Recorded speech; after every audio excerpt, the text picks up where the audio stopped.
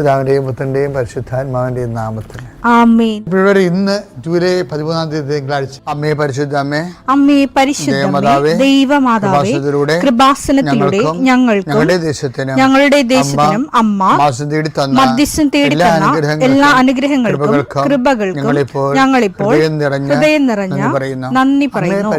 അമ്മേ പരിശുദ്ധമ്മേ, ദൈവമാതാവേ, 2004 ഡിസംബർ 7 ഉച്ചകഴിഞ്ഞ് 2:30 കൃപാസനത്തിൽ സംഭവിച്ച അമ്മയുടെ പ്രത്യക്ഷപ്പെടലിനെ കുറിച്ച് തിരുസഭയ്ക്ക് സമർപ്പിച്ചിരിക്കുന്ന പഠനരേഖകളുടെ മേൽ സഭാത്മകമായ പഠനം ആരംഭിക്കുവാൻ ഞങ്ങൾ പ്രാർത്ഥിക്കുന്നു.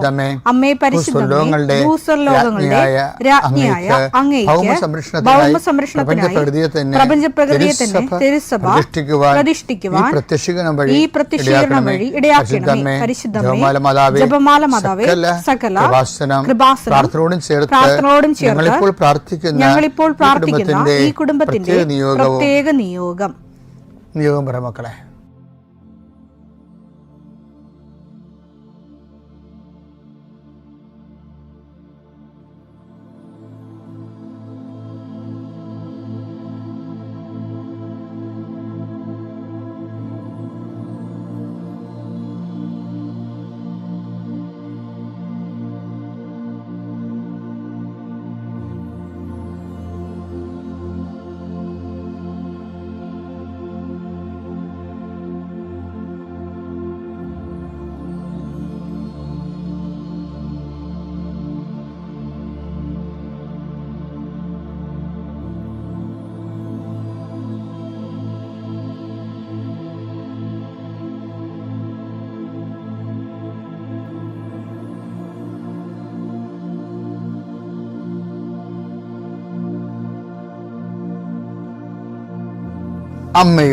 അമ്മയുടെ പ്രത്യക്ഷീകരണത്തിന്റെ ഈ അനുഗ്രഹവേളയിൽ ഞങ്ങൾക്ക് സാധിച്ചു തരുവാൻ കനിയണമേ. ആമേൻ. വിശ്വാസ പ്രമാണം. സർവശക്തനായ പിതാവും ആകാശത്തിന്റെയും ഭൂമിയുടെയും സൃഷ്ടാവുമായ ദൈവത്തിൽ ഞാൻ വിശ്വസിക്കുന്നു. അവിടുത്തെ ഏകപുത്രനും ഞങ്ങളുടെ കർത്താവുമായ ഈശോമിശിഹായിലും ഞാൻ വിശ്വസിക്കുന്നു. ഈ പുത്രൻ പരിശുദ്ധാത്മാവിനാൽ ഗർഭസ്ഥനായി കന്യകാമറിയത്തിൽ നിന്ന് പിറന്ന് പൊന്തിയോസ് പീലാത്തോസിന്റെ കാലത്ത് പീഡകൾ സഹിച്ച് കുരിശിൽ തറയ്ക്കപ്പെട്ട് മരിച്ച് അടക്കപ്പെട്ട് പാതാളങ്ങളിൽ ഇറങ്ങി മരിച്ചവരുടെ ഇടയിൽ നിന്ന് 3-ാം നാൾ ഉയർത്ത് സ്വർഗത്തിലേക്ക് എഴുന്നള്ളി സർവശക്തിയുള്ള പിതാവായ ദൈവത്തിന്റെ വലതുഭാഗത്തിരിക്കുന്നു. അവിടെ നിന്ന് ജീവിക്കുന്നവരെയും മരിച്ചവരെയും വിധിക്കുവാൻ വരുമെന്നും ഞാൻ വിശ്വസിക്കുന്നു. പരിശുദ്ധാത്മാവിലും ഞാൻ വിശ്വസിക്കുന്നു.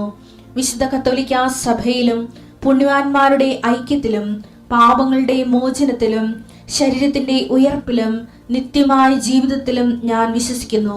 ആമേൻ. സ്വർഗ്ഗസ്ഥനായ ഞങ്ങളുടെ പിതാവേ, അങ്ങയുടെ നാമം പൂജിതമാകണമേ. അങ്ങയുടെ രാജ്യം വരണമേ. അങ്ങയുടെ തിരുമനസ് സ്വർഗത്തിലെ പോലെ ഭൂമിയിലും ആകണമേ. അന്നു വേണ്ടുന്ന ആഹാരം ഇന്ന് ഞങ്ങൾക്ക് തരണമേ. ഞങ്ങളോട് തെറ്റ് ചെയ്യുന്നവരോട് ഞങ്ങൾ ക്ഷമിക്കുന്നത് പോലെ ഞങ്ങളുടെ തെറ്റുകൾ ഞങ്ങളോടും ക്ഷമിക്കണമേ. ഞങ്ങളെ പ്രലോഭനത്തിൽ ഉൾപ്പെടുത്തരുതേ, തിന്മയിൽ ഞങ്ങൾ രക്ഷിക്കണമേ. ആമേൻ. നന്മ നിറഞ്ഞ മറിയമേ, സ്വസ്തി. കർത്താവ് അങ്ങയുടെ കൂടെ സ്ത്രീകളിൽ അങ്ങ് അനുഗ്രഹിക്കപ്പെട്ടവളാകുന്നു. അങ്ങയുടെ ഉദരത്തിൻ ഫലമായി ഈശോ അനുഗ്രഹിക്കപ്പെട്ടവനാകുന്നു. പരിശുദ്ധ മറിയമേ, തമ്പുരാന്റെ അമ്മേ, പാപികളായ ഞങ്ങൾക്ക് വേണ്ടി ഇപ്പോഴും ഞങ്ങളുടെ മരണസമയത്തും തമ്പുരാനോട് അപേക്ഷിക്കണമേ. ആമേൻ. കർത്താവേ, നിന്റെ ഉന്നതമായ നാമത്തിന് സ്തോത്രം ചെയ്യുന്നു. കർത്താവേ, നിന്റെ വിശുദ്ധ പൗരോഹിത്യത്തെ മഹത്വപ്പെടുത്തണം. കർത്താവെ, സഭയിലുള്ള സാന്നിധ്യം പ്രകടമാക്കണം. 40 വർഷം അർപ്പിച്ച കൃപാന്റെ യുഗതിയായി കൃപാസ്ഥാനത്താരെ ജീവനോടെ പ്രത്യക്ഷപ്പെട്ട പരിശുദ്ധ അമ്മയുടെ മാധ്യസ്ഥത്തിലെ ഞാൻ അങ്ങയുടെ മക്കൾക്ക് വേണ്ടി പ്രാർത്ഥിക്കുന്നു. അമ്മേ, ഈ പ്രഭാതത്തിൽ എത്രയോ പേരാണ് അമ്മേ ഈ ഒരു പ്രാർത്ഥനയ്ക്ക് വേണ്ടി കൊതിച്ച് കാത്തിരിക്കണത്. അവർക്ക് എവിടെ എന്തെല്ലാമോ കാര്യങ്ങളുണ്ട്. ഇന്ന് അവരുടെ കഴിവിൽ നിൽക്കാത്ത കാര്യങ്ങളുണ്ട്. കർത്താവേ, അങ്ങയുടെ മക്കളുടെ കഴിവിൽ നിൽക്കാത്ത കാര്യങ്ങൾ, ആ കാര്യങ്ങളെക്കുറിച്ച് ഓർക്കുമ്പോൾ ഭയവും പേടിയും പ്രയാസവും സങ്കടവും നിരാശയും ഒക്കെ തോന്നുന്ന വിഷയങ്ങൾ, വ്യക്തികൾ, അതെല്ലാം യേശുക്രിസ്തു നാമത്തിൽ ഞാൻ ബന്ധിക്കുന്നു. കർത്താവേ, അങ്ങയുടെ മക്കള് ഇനി സമാധാനത്തിൽ വിട്ടേക്കണമെന്ന് പറഞ്ഞില്ലേ യേശു. ഞങ്ങളുടെ ദാസനെ സമാധാനം, എൻ്റെ രക്ഷ ഞാൻ എൻ്റെ കണ്ണുകൊണ്ട് കണ്ടിരിക്കുന്നു. അങ്ങയുടെ ദാസനെ സമാധാനം വിട്ടേക്ക്. സമയം ദീർഘദർശി പറഞ്ഞതുപോലെ അങ്ങയുടെ മക്കൾ ഈ പ്രാർത്ഥനയ്ക്ക് ശേഷം സമാധാനം കണ്ടെത്താൻ ഇടയാക്കണം പ്രാർത്ഥിക്കുന്നു. നിങ്ങളുടെ ജീവിത ചിന്തകള്, നിങ്ങളിന്ന് പോകാനിരിക്കുന്ന ഇടങ്ങള്, സംസാരിക്കുന്ന വ്യക്തികള്, ഒപ്പിടുന്ന പേപ്പറുകള്, എഴുതുന്ന രേഖകള്, എൻ്റെ മക്കള് ജീവിത ഉപായത്തിന് വേണ്ടിയും മേൽഗതിക്ക് വേണ്ടിയും ജോലിക്ക് വേണ്ടിയും ജോലിയുടെ അനുബന്ധ കാര്യങ്ങൾക്ക് വേണ്ടിയും എവിടെയെല്ലാം യാത്ര ചെയ്യുന്നു, ആരോടെല്ലാം സംസാരിക്കുന്നു, ഫോൺ ചെയ്തിട്ട് എന്തെങ്കിലും ഡേറ്റോ കാര്യമോ തീരുമാനമോ വാക്കോ പ്രവൃത്തിയോ തീരുമാനമോ കിട്ടാൻ വേണ്ടി കാത്തിരിക്കുന്നു. അതെല്ലാം മക്കൾക്ക് അനുകൂലമാവുകയും അത് ഈശോയുടെ നാമത്തിൽ ഞാൻ നിങ്ങളെ അനുഗ്രഹിക്കുകയും ചെയ്യുന്നു. എൻ്റെ കർത്താവേ, മനുഷ്യൻ്റെ ഭീഷണി കാരണം മനസ്സിന് സമാധാനം നഷ്ടപ്പെട്ടവരെ, അവരെ നീ ഏത് ഭവനത്തിൽ പ്രവേശിച്ചാലും ആ ഭവന സമാധാന ആശംസ അർപ്പിച്ച കർത്താവേ, നിന്റെ നാമത്തിൽ നെഞ്ചിലും നെറ്റിലും മുദ്ര വാങ്ങി നിന്റെ നാമത്തിൽ വിശ്വസിക്കുന്ന ഒരു മനുഷ്യനെയും ആരും ഭീഷണിപ്പെടുത്താൻ അനുവദിക്കരുത് കർത്താവേ. അവരെല്ലാം ശത്രുക്കളെ കാണുകയെ വിരുന്നൊരുക്കുന്ന ദൈവത്തിൻ്റെ ശക്തിവിശേഷം നിനക്കായി വിരുന്നൊരുക്കട്ടെ. എൻ്റെ എല്ലാ ശത്രുക്കളുടെ മുന്നിൽ നിത്യം പിതാവും പുത്രനും പരിശുദ്ധാത്മാവിശ്വര എന്നേക്കും ആമേൻ. എൻ്റെ പ്രിയപ്പെട്ടവരെ, ചിലർ എന്നോട് ചോദിക്കുകയെ, അച്ഛാ, ഞാൻ വെള്ളം അടിക്കാനും പോണില്ല, ഒരു തോന്നിയ പോണില്ല, പക്ഷേ എനിക്ക് കരൾ രോഗമാണ്, അത് ഏത് പാവത്തിൻ്റെ ശിക്ഷയാണ്? ഇങ്ങനെയൊക്കെ ആൾക്കാർ വളരെ അടുപ്പമുള്ളവർ ഒക്കെ രോഗങ്ങൾ വരുമ്പോൾ എന്നോട് പണ്ട് ചോദിച്ച ചോദ്യങ്ങളൊക്കെയാണ്. ഇപ്പം അതിൻ്റെ വീഡിയോ ഒക്കെ ഉണ്ട് നമ്മുടെ യൂട്യൂബിൽ. കാരണം മദ്യപിക്കാത്തവർക്ക് എന്തുകൊണ്ടാണ് കരൾ രോഗം വരുന്നതെന്ന് ഡോക്ടേഴ്സ് എക്സ്പ്ലെയിൻ ചെയ്യുന്നുണ്ടായിരുന്നു. എൻ്റെ വിഷയം അതല്ല. ശരിക്കും നമ്മൾ ഈ വേജ രോഗങ്ങൾ പോലെ തന്നെ നമ്മൾ ചെയ്യാത്ത ചില കുറ്റങ്ങൾ, ചിലർ വന്നിട്ട് എന്നെ പറയാം, പോസ്കോ കേസൊക്കെ ഇപ്പോൾ സുപ്രീം കോടതിയുടെ ഒരു വിധി വന്നില്ലേ പോസ്കോ കേസിനെ കുറിച്ച്. പോസ്കോയുടെ ഈ ഇരയുടെ കംപ്ലൈൻറ്റ് മാത്രം പോരാ, അല്ലെങ്കിൽ അത് അങ്ങനെയുള്ള കംപ്ലൈൻറ്റുകൾ വളരെ വ്യക്തമായ തെളിവായിട്ട് മജിസ്ട്രേറ്റിന് ബോധ്യപ്പെടണം. അല്ലാത്ത പക്ഷം തെളിവുകൾ ഹാജരാക്കാൻ. അപ്പോൾ തെളിവുകൾ ഹാജരാക്കണമെന്നുള്ളത് പണ്ട് നേരത്തെ ഇന്നേ വരെ ഇല്ലായിരുന്നു. ഇപ്പോൾ പുതിയ സുപ്രീം കോടതിയുടെ പുതിയ നിരീക്ഷണമാണ് തെളിവുകൾ ഹാജരാക്കണമെന്ന്. അപ്പോൾ ചിലരിങ്ങനെ കള്ളക്കേസിൽപ്പെടുത്തി, ഇപ്പം അമ്മായി അപ്പനെയൊക്കെ പോസ്കോ കേസിൽപ്പെടുത്തുകയാണ്. അത് മരുമക്കൾ ചെയ്യേണ്ട പരിപാടിയാണ്. അവർ അങ്ങനെയുള്ളവർ വന്ന് എന്നോട് ചോദിക്കുകയും, ഞാനൊരു തെറ്റ് ചെയ്തില്ല അച്ഛാ, എന്ത് പങ്കപ്പാടാണിതെന്ന്. അപ്പോൾ ഇങ്ങനെ നമ്മൾ തെറ്റ് ചെയ്യാതെ കുറേ ആരോപണങ്ങളും കുറേ പങ്കപ്പാടുകളൊക്കെ ചില സമയത്ത് നമ്മുടെ ജീവിതത്തിൽ വരും. ഈ നല്ല വിശ്വാസികളാണെങ്കിൽ ഈശോ എന്താ പറഞ്ഞത്? വ്യാജമായി എന്തെങ്കിലും ഒരു ആരോപണം വരുമ്പോൾ ഈശോ എന്താ പറഞ്ഞത്? അപ്പോൾ നിങ്ങൾ ആഹ്ലാദിച്ചുല്ലസിക്കുവിൻ. ആ വചനം എടുത്ത് മത്തായി 5:11-12. മത്തായി 5:11-12. എന്നെ പ്രതി മനുഷ്യർ വേജ ആരോപണങ്ങള്, വേജമായിട്ടുള്ള നമുക്കുണ്ടാകുന്ന ഇപ്പം നമ്മൾ ചെയ്യാത്ത ദുശീലങ്ങൾക്ക് നമുക്ക് ദുശീലം ചെയ്ത ആൾക്കാരുടെ രോഗം തന്നെ ചില ആൾക്കാർക്ക് വരുന്നുണ്ട്. അപ്പോൾ അവർക്ക് ഒരു ഐഡിയയും ഇല്ല ഇതെന്ത് എങ്ങനെ വൃത്തിഞ്ഞായിട്ട് ജീവിച്ചിട്ട് ഇങ്ങനെ സംഭവിച്ചല്ലോ എന്ന് ചിന്തിക്കുകയാറുണ്ട്. അപ്പം എനിക്കെന്താ ഇങ്ങനെ സംഭവിച്ചതെന്ന് പറയണവർ ചോദിക്കുന്നവരുണ്ട്. എനിക്കെന്താ ഇങ്ങനെ സംഭവിച്ചത്? മറ്റുള്ളവർക്ക് അങ്ങനെ സംഭവിച്ചപ്പോൾ എനിക്ക് മനസ്സിലാവുക അങ്ങനെയായിട്ട് ആയതുകൊണ്ടാണ്. ഞാനെന്താ ഇങ്ങനെ സ്വയം വിസ്തരിക്കുന്ന ആൾക്കാരുമുണ്ട്, അതിന് പരോക്ഷമായി ദൈവത്തെയും വിസ്തരിക്കുന്നവരുണ്ട്. നമുക്കൊരു ആധ്യാത്മിക ജീവിതം ദൈവത്തെ ഒരു വിസ്താരത്തിൽ വികസിപ്പിക്കാൻ പറ്റത്തില്ല. ഈശോ എന്നാ ചെയ്യണത്? ഈ എനർജി കൺവേർട്ട് ചെയ്യണമെന്നാണ് ഈശോ പറഞ്ഞത്. അതാണ് അതിനടുത്ത് 5:11 മത്തായി.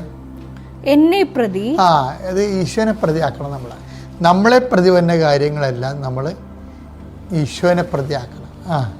മനുഷ്യർ നിങ്ങളെ അവഹേളിക്കുകയും പീഡിപ്പിക്കുകയും എല്ലാവിധ തിന്മകളും നിങ്ങൾക്കെതിരെ വ്യാജമായി പറയുകയും ചെയ്യുമ്പോൾ നിങ്ങൾ ഭാഗ്യവാന്മാർ. നിങ്ങൾ ആനന്ദിച്ചാഹ്ലാദിക്കുവിൻ.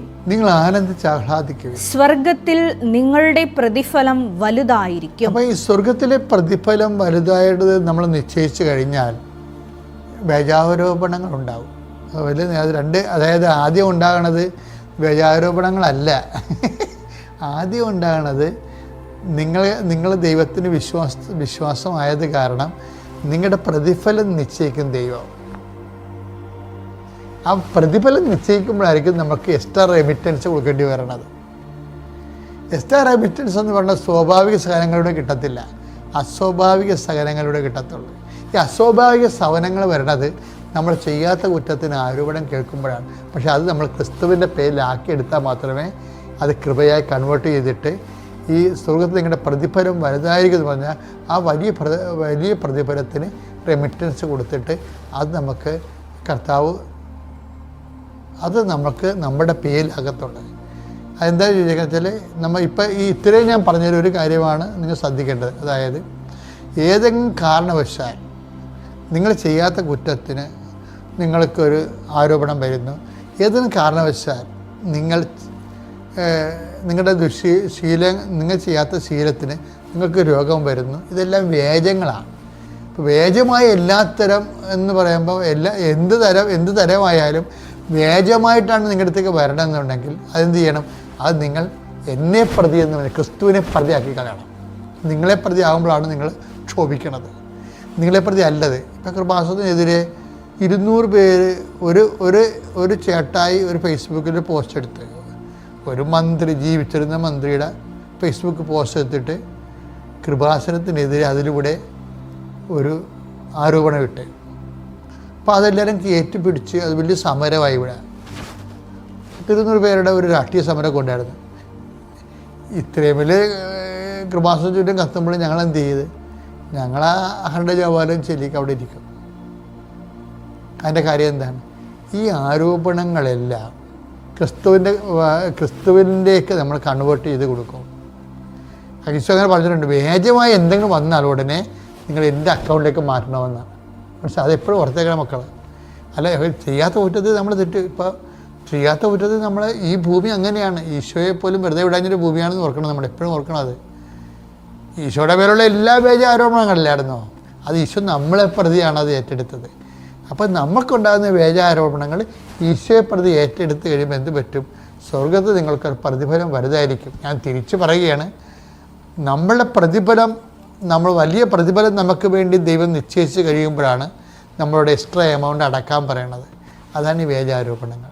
Thank you.